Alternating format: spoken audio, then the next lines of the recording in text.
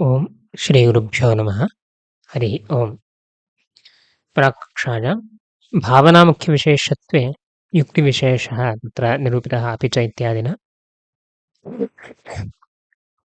ओदनं पचति इत्यादिषु स्थलेषु अध्याहारः कर्तव्यः वा पण्डितश्चैत्रः इत्यत्र अध्याहारः कर्तव्यो वा इति विचारं कृत्वा पण्डितश्चैत्रः इत्यत्रैव अध्याहारः युक्तः इत्येवंशः व्यवस्थापितः आसीत्। तत्र इदानीं व्याख्यानम् आख्यातार्थभावनाप्रकारकबोधं प्रति प्रथमान्तपदजन्योपस्थितेः कारणत्वं न सम्भवति इति प्रतिपादयन् स्वमतसिद्धिं दर्शयति। अपि च ओदनमिति आख्यातार्थभावनाप्रकारकबोधं प्रति प्रथमान्तपदजन्योपस्थितिः कारणम् इति यः नैयायिकानां कार्यकारणभावः सः न सम्भवति।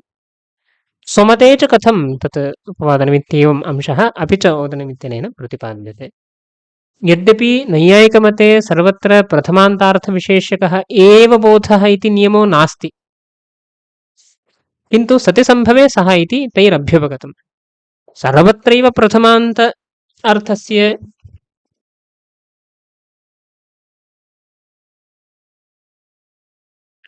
मुख्यविशेषत्वम् इति निर्बन्धो नास्ति।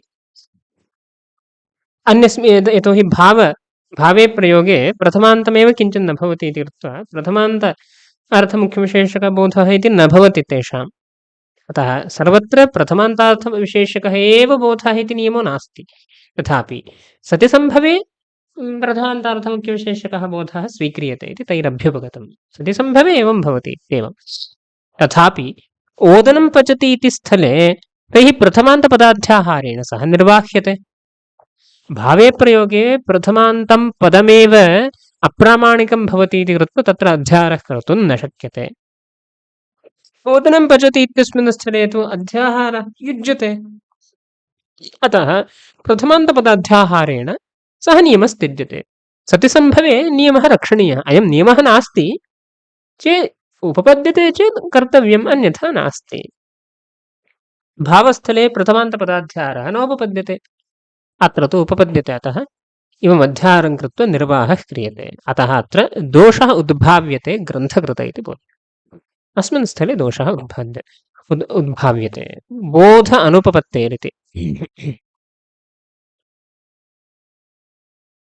भावनाप्रकारकबोध अनुपपत्तेः ओदनं पचति इत्यादौ, यतोहि अन्यद् विशेष्य पदं नास्ति इति कृत्वा। त्वया भावनाप्रकारकबोधे प्रथमान्तपदजन्योपस्थितेः कारणत्वं स्वीक्रियते। त्वया नाम नैयायिकेन। भावना प्रथमान्तपदोपस्थाप्यन्वेति इति कृत्वा प्रथमान्तपदरहिते ओदनं पचति इत्यादौ त्वदुक्तकारणाभावात्, नाम प्रथमान्तपदजन्योपस्थितिः इति यत् कारणं तन्नास्ति इति कृत्वा तत्प्रकारकबोधस्य अनुपपत्तिः। तत्र बोधो न स्यात्, भवतु अभिप्रेतः बोधो न स्यात्, कारणं नास्ति इति कृत्वा। मद्रीत्या भावनामुख्यविशेष्यकबोधः ततः निराबाधः सिद्ध्यति इत्याह इतरसामग्रीवशादिति। मम पक्षानुरोधेन भावनामुख्यविशेष्यकबोधः भवतां सिद्ध्यत्येव निराबाधः, अतः इतरसामग्रीवशादिति। इतरसामग्रीवशादिति किम्? सुबर्थप्रकारकशाब्दबुद्धित्वावच्छिन्नं प्रति आख्यातपदजन्योपस्थितेः कारणत्वस्वीकारेण प्रकृते आख्यार्थोपस्थितिरूपकारणसामग्रीवशात् भावनाविशेषकबोधः सेत्स्यति इति भावः। इतरसामग्री नाम एतादृशकार्यकारण कारणमित्येवम्। सुबर्थप्रकारकशाब्दबुद्धित्वावच्छिन्नं प्रति आख्यातपदजन्योपस्थितिः कारणमिति कार्यकारणभावः अस्ति। तादृशकारणमत्र अस्ति। सुबर्थप्रकारक शाब्दबोधं प्रति आख्यातपदं पदज्ञानम् उपस्थितिः कारणं, तादृश उपस्थितिरत्र अस्ति इति कृत्वा आख्यातार्थोपस्थितिरूपकारणसामग्रीवशात् भावनाविशेषकबोधः अत्र सम्भवत्येव इत्येवम्। नैयायिकः स्वाशे मुद्गिरति न चेति, न च अनुभवानुरोधेन इत्येवम्। तादृशबोधार्थं भावनाप्रकारकबोधार्थम् अनुभवानुरोधेन न च भावनाप्रकारक तादृशबोधार्थं प्रथमान्तपदाध्याहारः तादृशबोधसिद्ध्यर्थमित्यर्थः।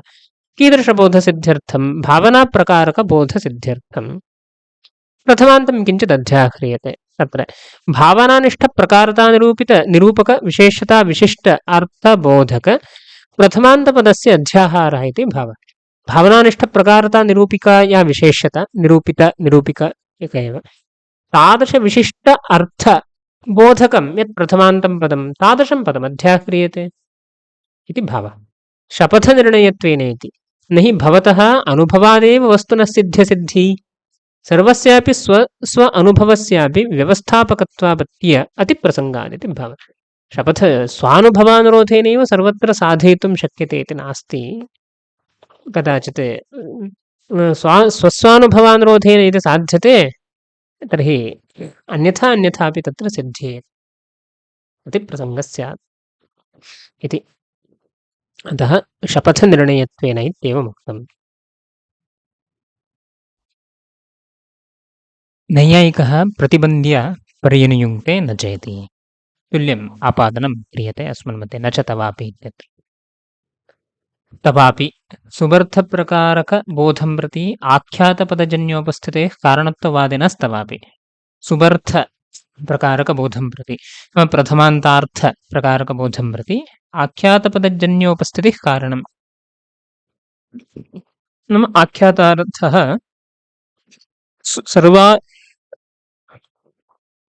सर्वान् सुबर्थान् प्रति विशेषीभूतः अस्ति इत्येवं वदतः तवापि मते।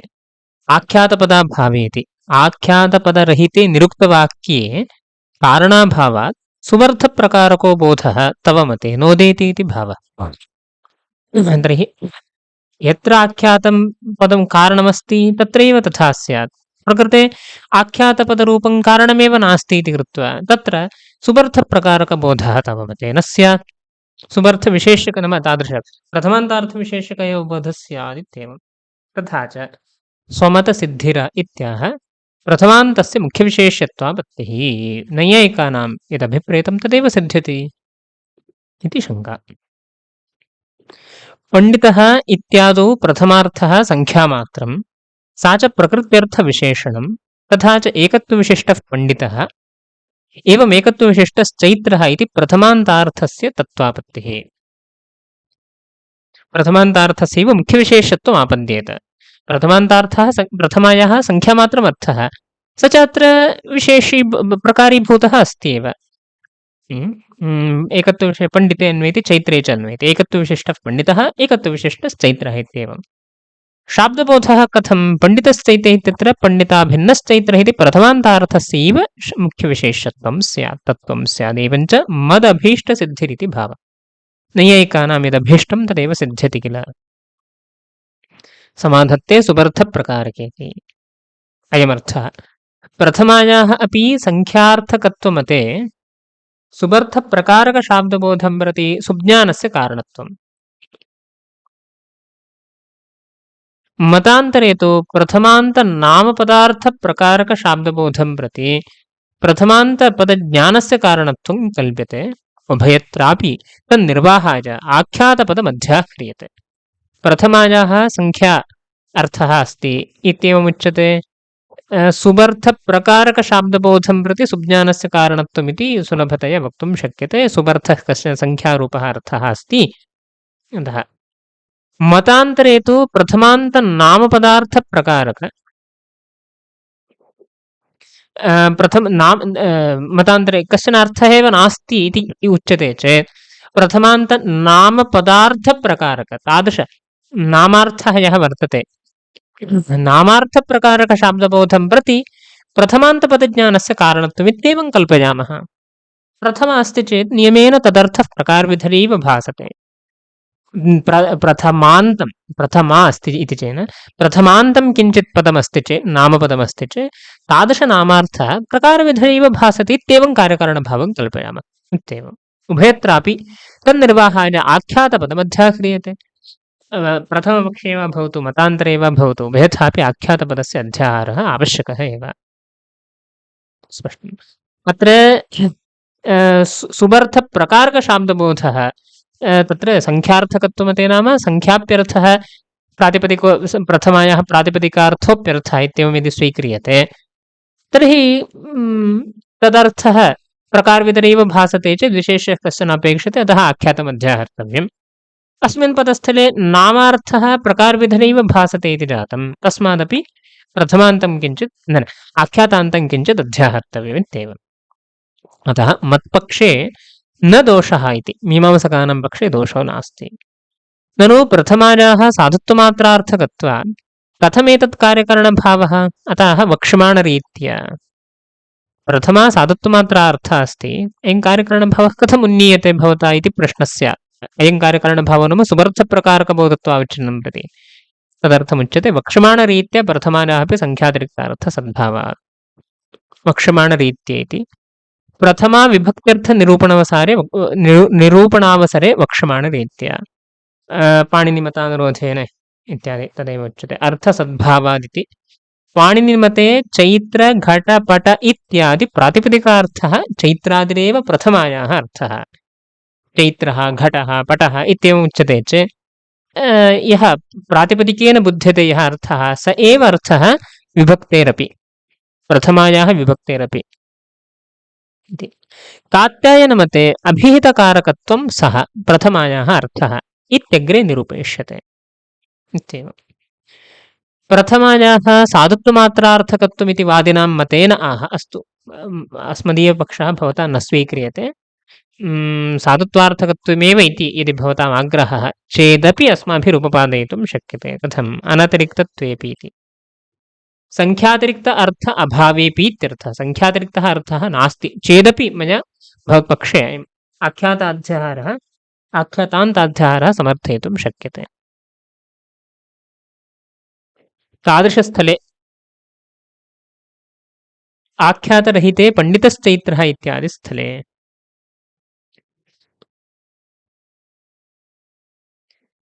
तादृशस्थले आख्यातपदाध्याहारोपपत्तेः, तादृशस्थले नाम पण्डितश्चैत्रः इत्यादि स्थले इत्येवमर्थः।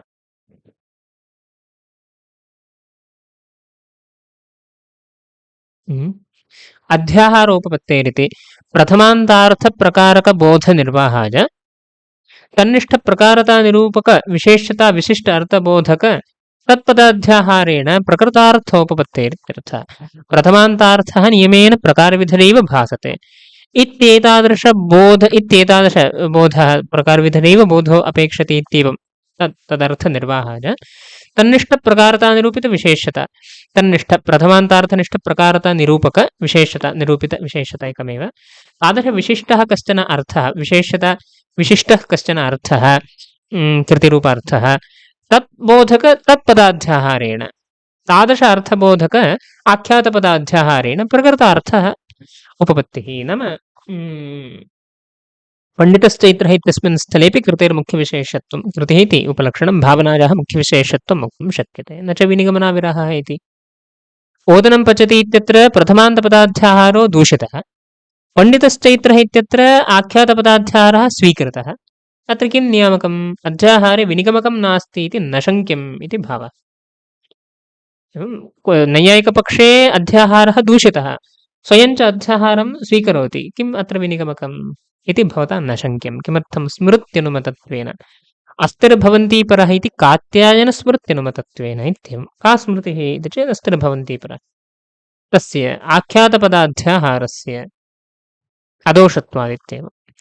नैयायिकमते प्रथमान्तपदाध्याहारे न अनुमतिः, स्मृतेरनुमतिरत्र नास्ति, तस्मात् तन्मतमयुक्तम् इति भावः। अनुशासनज्ञानाभावे इति अनेन अरुचिः सूचिता। तज्ज्ञानाभावे एतद्विचारस्य प्रसक्तिरेव न।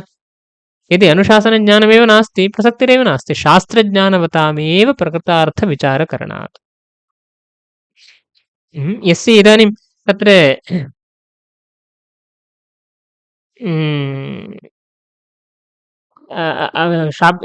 शक्तिभ्रमः कस्यचित् अस्ति, तादृशशक्तिभ्रमानुरोधेन यथा कथञ्चित् पुष्पवन्त इति शब्दस्थले सूर्यत्वमात्रप्रकारकबोधो भवति चेत् किं कर्तुं शक्यते?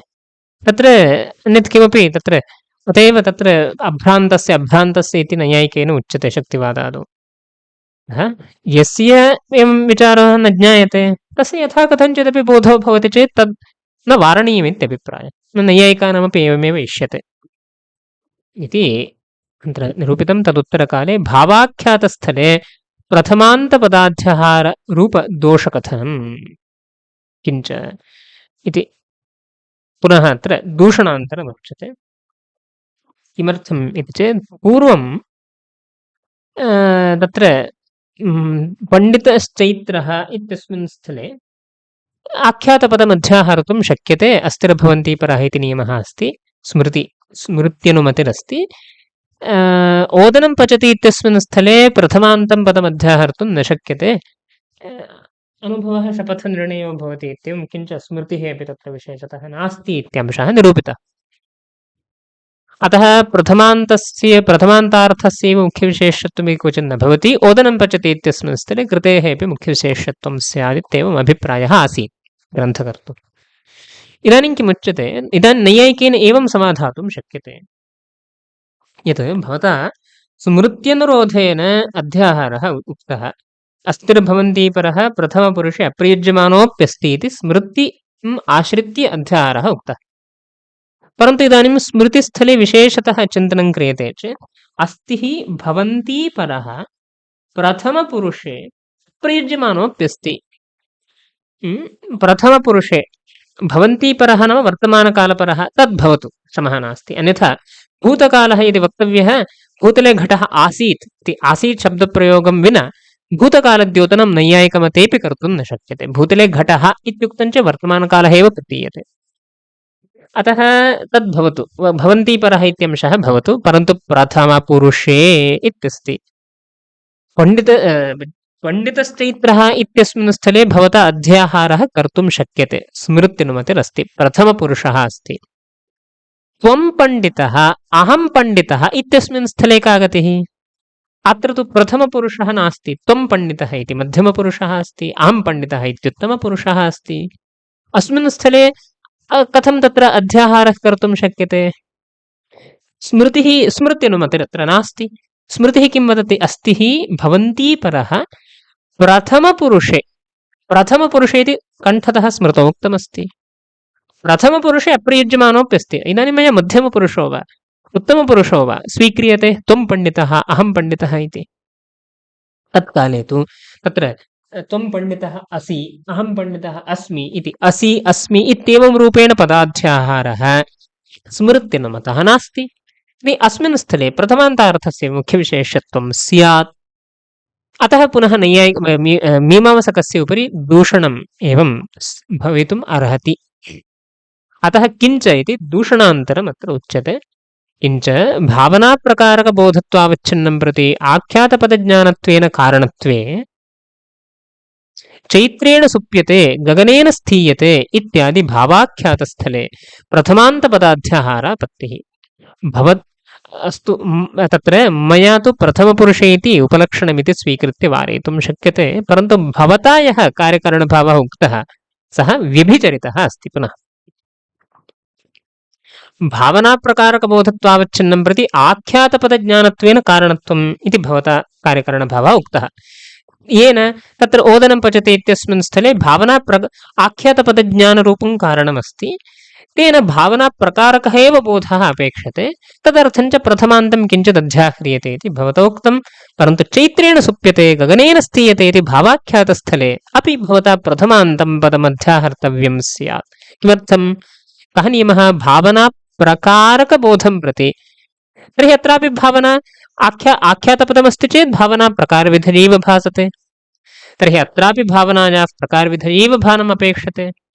तथा सति प्रथमान्तं किञ्चित् तत्र अध्याहर्तव्यं भवेत् इत्येवं। चैत्रेण सुप्यते, चैत्रवृत्तिः स्वापः इत्येव शाब्दबोधः नैयायिकानां। गगनेन स्थीयते, गगनवृत्तिः स्थितिः इत्येवम्। तत्र प्रथमान्तम् अध्याहर्तुं नैव शक्यते, तदापद्येत। अथ तत्र आख्यातार्थविशेष्यकबोधमेव अङ्गीकृत्य कारणतावच्छेदके भावाख्यातभिन्नत्वं निवेश्यते, तदा तदपि गौरवम्। अस्मिन् स्थले वारणार्थं यदि तत्र आख्यातार्थविशेषकबोध एव स्वीक्रियते, सुप्यते इत्यत्र स्वापाश्रयत्वं, चैत्र वृत्तिस्वापाश्रय यत्त्वम् इत्येवं वा गगनेन स्थीयते स्थित्याश्रयत्वं गगनवृत्ति स्थित्याश्रयत्वम् इत्येवं किञ्चित् स्वीकृत्य निरूपणं क्रियते इति उच्यते। आख्यातार्थविशेषकबोधमेव अत्र अङ्गीक्रियते इति पूर्वोक्तकार्यकरणभावे तथा सति व्यभिचारः स्यात्। आख्यातपदज्ञानमस्ति, भावनाप्रकारकबोधो न भवति। तादृशदोषवारणार्थम् आख्याते भावभिन्नत्वं निवेश्यते, भावाख्यातभिन्नत्वं निवेश्यते। भावाख्यातभिन्न आख्यातपदज्ञानमस्ति चेत् एव भावना प्रकारविदरा भासते। अत्र तु भावाख्यातमेव अस्ति, अतः भावनायाः प्रकारविदराभानं न भवति चेदपि श्रमः नास्ति इति यदि उच्यते तदपि गौरवम्। भावाख्यातभेदः भवता निवेशनीयः आख्याते, गौरवमस्ति। अस्मन्मते तु सर्वत्र आख्यातार्थविशेष्यकत्वात् भावाख्यातस्थले च कर्तुरनभिधानेन प्रथमान्तस्य अप्रसक्तिः। भवन्मते एवं दोषो नास्ति वेति चेत् नास्ति। किमर्थम्? सर्वत्र आख्यातार्थः विशेषः एव अस्मिन्नपि स्थले चैत्रेण सुप्यते इत्यत्र चैत्रकर्तृक स्वापानुकूलकृतिः, चैत्रकर्तृका स्वापानुकूलकृतिः, स्वापानुकूलकृतिः मीमांसकेन स्वीक्रियते। गगनेन स्थीयते इत्यस्मिन् स्थले गगनसम्बन्धि गगननिष्ठं स्थित्याश्रयत्वम् इत्येवं तत्र बोधो भवति। अतः भाव आख्यातार्थस्यैव विशेषत्वं स्वीक्रियते। भावाख्यातस्थलेपि तथा आख्यातार्थस्यैव विशेषत्वं स्वीक्रियते, परन्तु भावाख्यातस्थले कर्तुरभिधानमेव नास्ति, अतः प्रथमायाः अपेक्षा एव नास्ति, प्रथमान्तस्य अप्रसक्तिः। यत्र कर्तुः अभिधानं भवति तत्र कर्तरि प्रथम अपेक्षते, परन्तु अत्र कर्तुरभिधानमेव नास्ति। अभिधानम् एव प्रथम प्रयोजकम्। अभीतकारके प्रथम अभिधानमस्ति चेत् प्रथमा भवति, कर्तुर्वा कर्मणः वा अभिधानमस्ति चेत् प्रथमा भवति। अत्र कर्तुर्वा कर्मणो वा अभिधानमेव नास्ति इति कृत्वा प्रथमायाः प्रसक्तिरेव नास्ति इत्येवम्। अतः मन्मते प्रथमान्तपदाध्याहारः इति न भवति इति मीमांसकेन स्वमते वारणं कर्तुं शक्यते। तत्र पुनः व्याख्यानं ननु आख्यातार्थभावनाप्रकारकशाब्दबोधं प्रति आख्यातपदज्ञानत्वेन कारणत्वं कल्प्यते।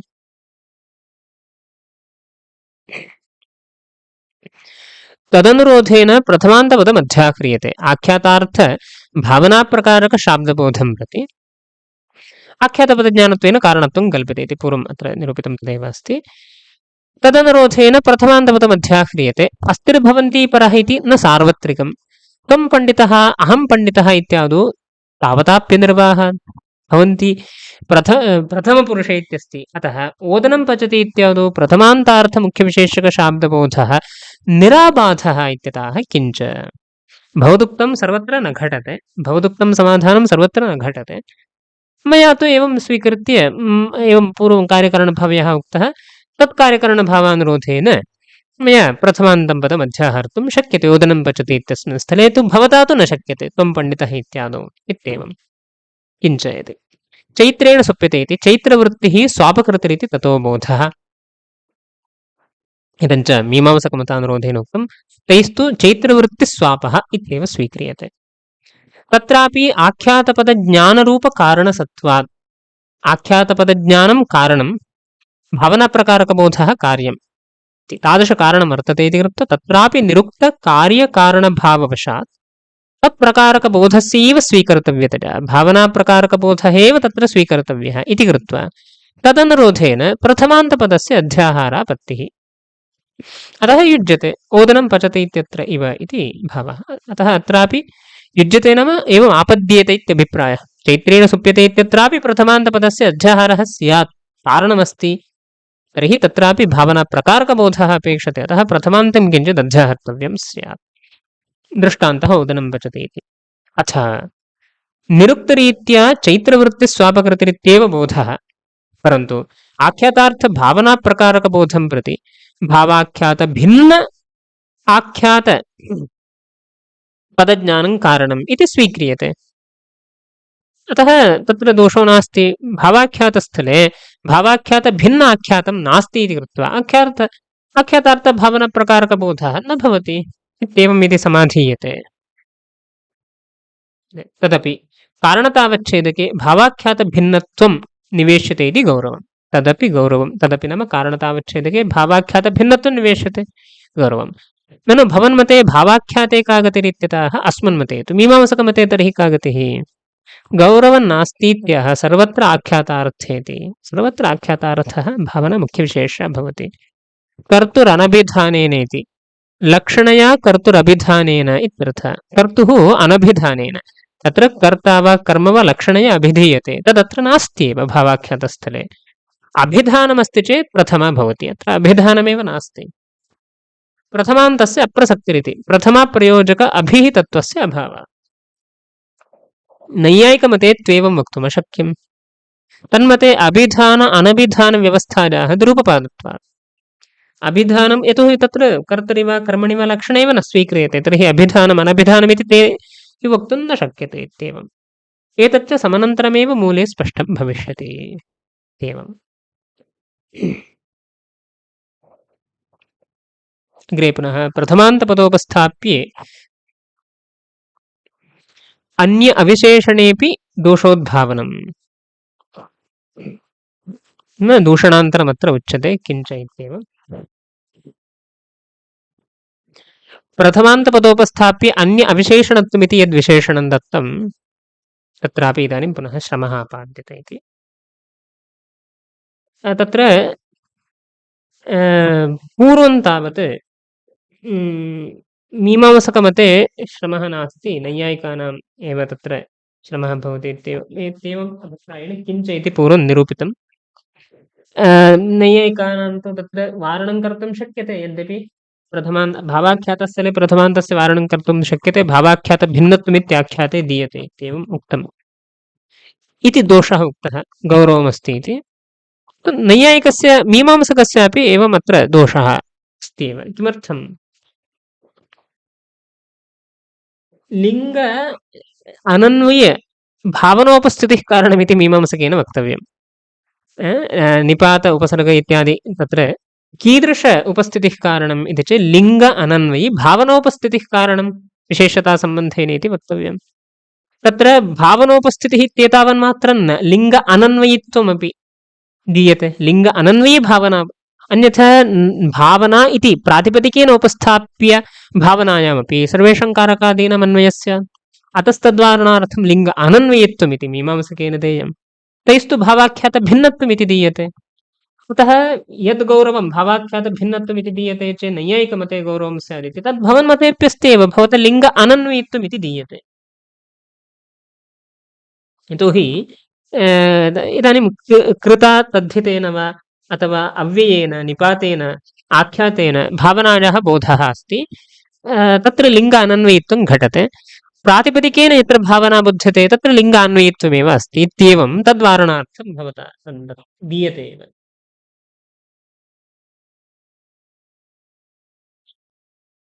किञ्च यदि आख्यातार्थः कश्चन अस्ति तर्हि आख्यातार्थप्रकारकबोधः स्यात्। भावनाप्रकारकबोधत्वावच्छिन्नं प्रति आख्यातपदज्ञानं कारणम्। अत्र गगनेन स्थीयते चैत्रेण सुप्यते इति भावना एव नास्ति, तत्र साधुत्वार्थमेव तत्र प्रयोगः। सुप्यते स्थीयते इति यः यद् आख्यातमस्ति तत् साधुत्वार्थमेव प्रयुज्यते, तस्य कश्चन अर्थः एव नास्ति। यदि आख्यातपदज्ञानं शाब्दबोधं प्रति कारणं कदा भवति? अर्थोपस्थितिद्वारा।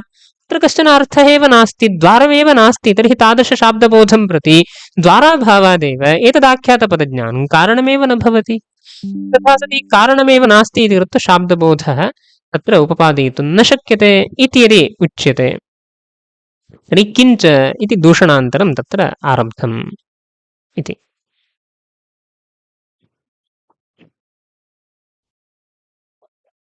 किञ्च यदि अन्य अविशेषणीभूतप्रथमान्ते भावनासङ्ख्ययोरन्वयः तदा चैत्रः एव पचति, घटः एव दृश्यते इत्यादौ कुत्र भावनासङ्ख्ययोरन्वयः?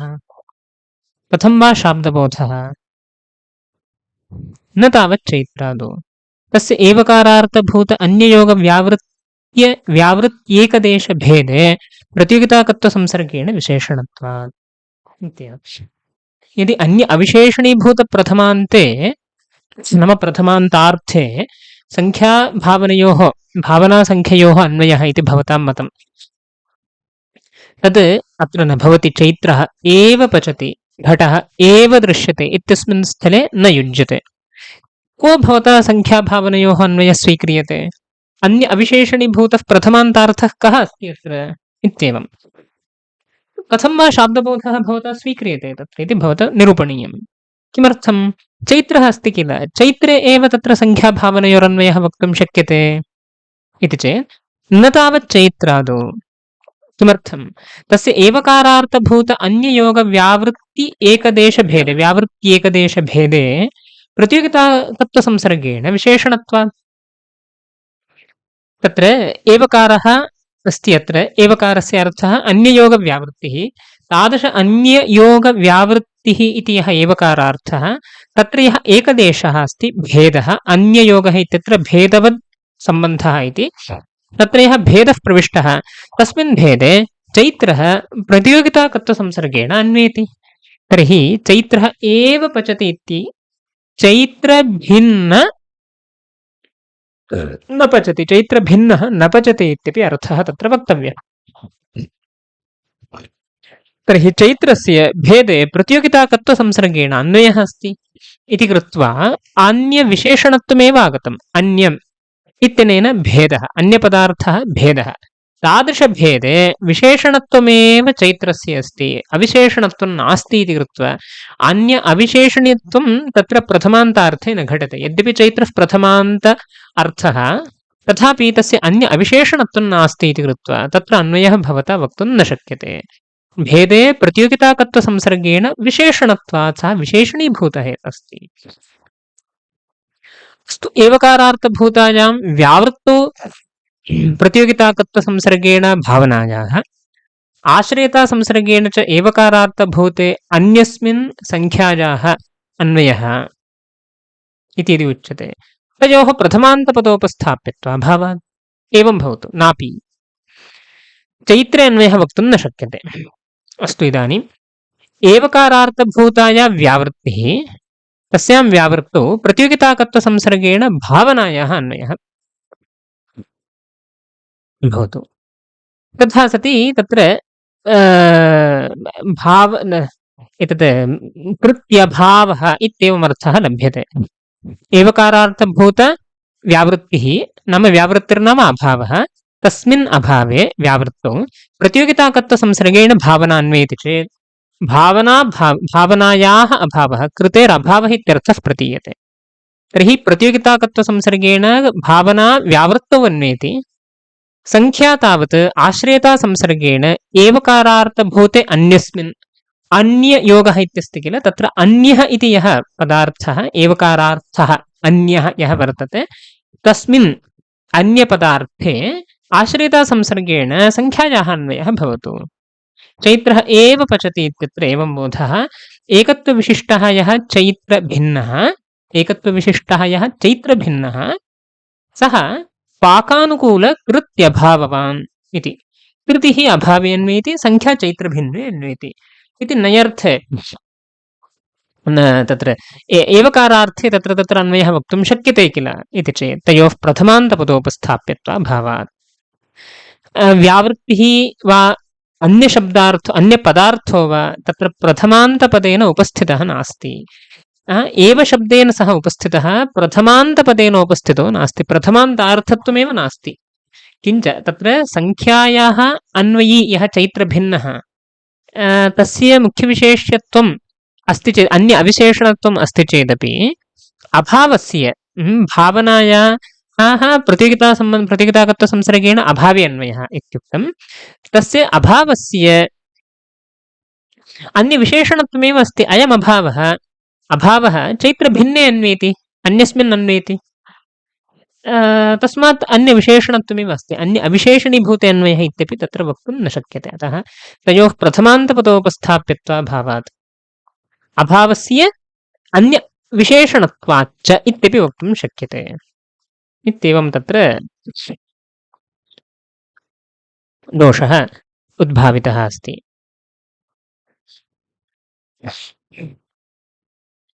तदुत्तरकाले न च अव्ययोपरि सुपः लोपेन दधि तिष्ठति इतिवत् प्रथमान्तत्व अविरोधः अत्र अव्ययादाप्सुपः अव्ययादपि सुबुत्पत्तिरस्ति एवकारः अव्ययम् अस्ति तस्माद् अव्ययादपि सुबुत्पत्तिरस्ति तस्य लोपः भवति अव्ययादाप्सुपः इति लुक् भवति अतः तत्र सुपः लोपः लुक् इत्यनेन लोपः वर्तते इति कृत्वा तत्र प्रथमान्तत्वमस्ति एव एवकारस्य प्रथमान्तत्वम् अङ्गीकर्तुं शक्यते पूर्वं किमुक्तं तयोः प्रथमान्तपदोपस्थाप्यत्वा भावादित्युक्तम् एवकारस्यापि प्रथमान्तपदत्वं व्यवस्थापयितुं शक्यते किमर्थं तत्रापि अव्ययस्य अनन्तरं तत्र सुप् भवति सुपः लुक् भवति अव्ययादाप्सुपः इति तत्र दृष्टान्तः दधि तिष्ठति इतिवत् तत्र दधि इत्यस्मात्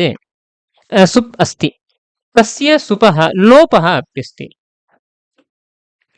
नपुंसकलिङ्गम् अस्ति इति कृत्वा तत्र लोपः भवति सुपः लोपः अस्ति एवं दधि तिष्ठति इत्यस्मिन् दधि इति प्रथमान्तमेव अस्ति परन्तु सुप् न श्रूयते यथा तद्वत् एव चैत्रः एव इत्यस्मिन् स्थले एवकारोऽपि प्रथमान्तः एव अस्ति परन्तु विभक्तिर्न दृश्यते लोपः जातः इत्येवम् अतः तद्वदत्र प्रथमान्तत्व अविरोधः प्रथमान्तत्वमिति उपपादनं कर्तुं शक्यते किल इति चेत् तथात्वेपि चैत्रे पाकभावनान्वय अनुभव अनुपपत्तेः अस्तु एवकारार्थः एवकारः प्रथमान्तशब्दः इति स्वीक्रियतां तदर्थः प्रथमान्तपदोपस्थाप्यः इत्यपि स्वीक्रियतां तथापि चैत्रे पाकभावनायाः अन्वयः अनुभूयते सः न स्यात् चैत्रः एव पचति इत्यस्मिन् स्थले चैत्रः पाकानुकूलकृतिमान् इति पाकभावनायाः अनुभवः अस्ति अन्वयानुभवः अस्ति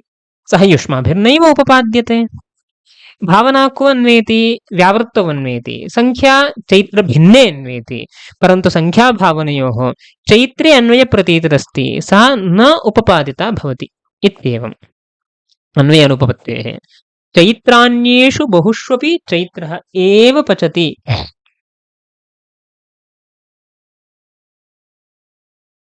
चैत्रान्येषु बहुष्वपि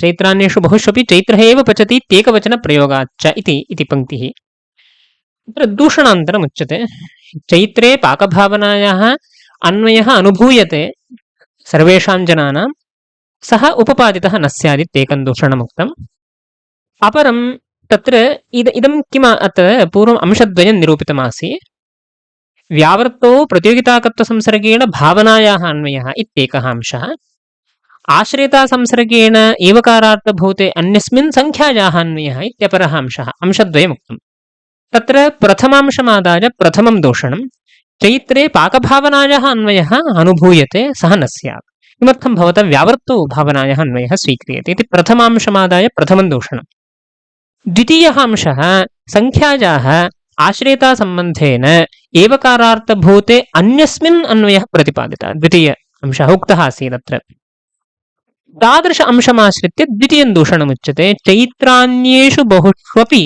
सत्सु चैत्रः एव पचति इत्येकवचनप्रयोगाच्च यदि तत्र अनेके चैत्राः भवेयुः न क्षन्तव्यः चैत्रभिन्नाः अनेके भवेयुः पाककर्तारः पाक अकर्तारः पाकं ये न कुर्वन्ति अतः चैत्रान्येषु बहुष्वपि सत्सु अनेके जनाः तत्र वर्तन्ते ये पाकं न कुर्वन्ति तेषु अनेकेषु जनेषु पाककृत्यभाववत्सु सत्सु अपि तत्र चैत्रः एव पचति इत्येकवचनप्रयोगः एव नियतः अस्ति भवता किमुक्तं संख्या आख्यातोपात्तसंख्या आश्रितासम्बन्धेन चैत्रभिन्ने अन्वेति इति भवता निरूपितम् इदानीं चैत्रभिन्नाः अनेके वर्तन्ते चेदपि एकवचनप्रयोगः एव दृश्यते अतः अयमप्यंशः न समीचीनः आश्रितासम्बन्धेन अन्यस्मिन् एवकारार्थभूते अन्यस्मिन् संख्यायाः अन्वयः इत्यप्यंशः न समीचीनः एवम् अत्र श्रमः अस्ति चैत्रान्येषु बहुष्वपि सत्सु चैत्रः एव पचति इत्येकवचनप्रयोगः एव साधुः अत एव पचति पदस्य व्युत्पत्तिवैचित्र्येण वारद्वयमन्वयमङ्गीकृत्य पाकानुकूलकृतिमच्चैत्रभिन्नः पाकानुकूलकृत्यभावाश्रयः इत्येवम् एवकारार्थ एकदेश विशेष्यक शाब्दबोधः इत्यपास्तु तत्र अन्यथा इदानीं शाब्दबोधः वर्ण्यते। पूर्वोक्तदोषवशादेव अयमपि इदानीं वार्यते इत्येवं तत्र अग्रे दूषणमप्युच्यते। अत एव पूर्वोक्तदोषादेव चैत्रान्येषु बहुषु चैत्रेव पचति इत्येव एकवचनप्रयोगः इत्येवं पचति। इदानीं शाब्दबोधान्तरम् अन्वयान्तरमुच्यते। व्युत्पत्तिवैचित्र्येण वारद्वयमन्वयम् अङ्गीकृत्य एव शब्दसमभिव्याहारे एवं सति तत्र व्युत्पत्तिवैचित्र्येण वारद्वयमन्वयः स्वीक्रियते। अन्वयम् अङ्गीकृत्य कथं वारद्वयमन्वयः इति अत्र निरूप्यते। पाकानुकूलकृतिमच्चैत्रभिन्नः पाकानुकूलकृत्यभावाश्रयः पाकानुकूलकृतिमान्यः चैत्रः इति। पाकानुकूलकृतिमान्यश्चैत्रः अत्र इदानीं यद् दूषणमुक्तं चैत्रे पाकभावना अन्वय अनुभव अनुपपत्तेः इति। इदानीम् अन्वयः उपपादितः कथं पाकानुकूलकृतिः चैत्रे अन्वेति। यतोहि पचति पदस्य वारद्वयमन्वयः स्वीकृतः व्युत्पत्तिवैचित्र्येण। अतः पाकानुकूलकृतिः चैत्रे अन्वेति। पाकानुकूलकृतिमान् चैत्रः तद्भिन्नः। अयं चैत्रः क्व अन्वेति? भेदे अन्वेति प्रतियोगिताकत्वसम्बन्धेन। अतः पाकानुकूलकृतिमच्चैत्रभिन्नः एवकारार्थः यः भिन्नः सः अत्र मुख्यविशेष्यो भवति। यत् प्रथमं दूषणं चैत्रे पाकभावनान्वय अनुभवः न स्यादिति तदत्र उपपादितं पाकानुकूलकृतिमच्चैत्र तद्भिन्नः इत्येवम्। इदानीं वारद्वयमन्वयः स्वीक्रियते इत्युक्तं पाकानुकूलकृत्यभावाश्रयः। अयं चैत्रभिन्नः कीदृशः? पाकानुकूलकृत्यभावाश्रयः इत्येवम्। एवकारार्थ एकदेशविशेष्यकशाब्दबोधः एवकारार्थस्य यः एकदेशः भेदः इति अन्यः इति भेदः इति न भिन्नः अथवा अन्यः इति तन्मुख्यविशेष्यकः एव शाब्दबोधः भवतु। तेन प्रथमं दूषणं वारितं भवति। चैत्रे पाकभावनान्वयानुभवः अस्माभिरुपपादितः भवति किल इति चेत् तावतापि अत्र संख्यायाः को अन्वयः उक्तः? भिन्ने एव अन्वयः उक्तः। तथा सति चैत्रान्येषु बहुष्वपि सत्सु चैत्रेव पचति इत्येकवचनप्रयोगः यः पूर्वं दोषः सः अस्मिन्नपि पक्षे अस्ति। अत एव सः अयमपि पक्षः तेनैव दूषणेन दूषितो भवति। तदत्र उच्यते तद्बहुत्वेन एकवचनस्य तत्र अन्वय अनुपपत्तेः। तद्बहुत्वं नाम चैत्रभिन्नः एवकारार्थभूत एकदेशः यः भिन्नः चैत्रभिन्नाः अनेके वर्तन्ते चेदपि तद्बहुत्वेन एकवचनस्य तत्र अन्वय अनुपपत्तेः। पाकं ये न कुर्वन्ति अनेके जनाः न कुर्वन्ति, अतः चैत्रभिन्नाः अनेके जनाः वर्तन्ते, तत्र बहुत्वमस्ति। एकवचनस्य तत्र अन्वयः नोपपद्यते। यत् पूर्वं दूषणमुक्तं तदेव अस्मिन्नपि पक्षे दूषणं भवति। इदानीं तत्र